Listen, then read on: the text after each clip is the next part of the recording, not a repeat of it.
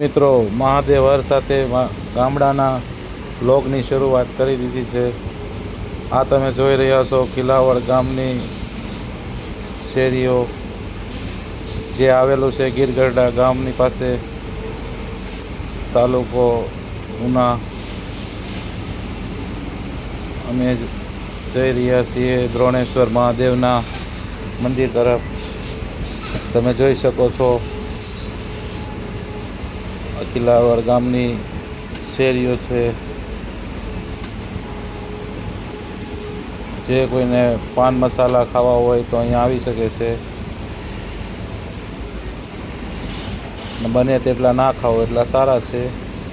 આ છે ગામનું માતાજીનું મંદિર. આ વળાંકમાંથી જઈશું અમે. આ રસ્તો જાય છે ઈટવાયા. અહીંયા નાનો એવો પુલ છે. રસ્તો થોડો કાંકરાવાળો છે, પણ વાંધો આવે એમ નથી. હવે રસ્તો જે છે સારો ચાલુ છે. હવે સિંગલ પટ્ટીનો રોડ છે.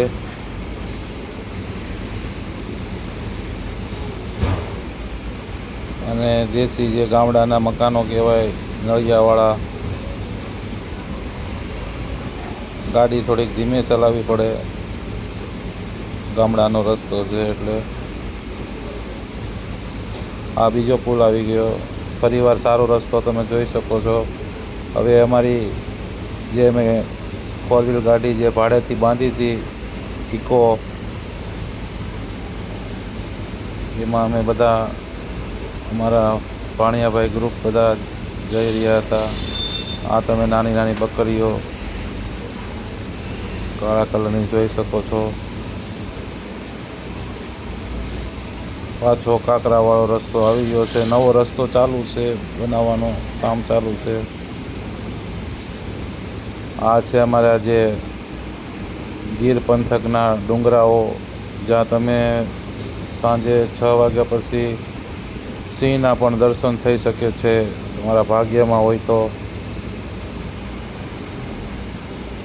બાકી રાતે તો જે અહીંના બધા છે એ તો પાળતા જ હોય છે, પણ સાવધાનીથી નીકળવું. આ જો આ એ ડુંગર જ છે જ્યાં શિવનો અવર જવર પર કાયમ એક માટે ચાલી રહી છે. ક્યારેક રસ્તા પણ જોવા મળે છે.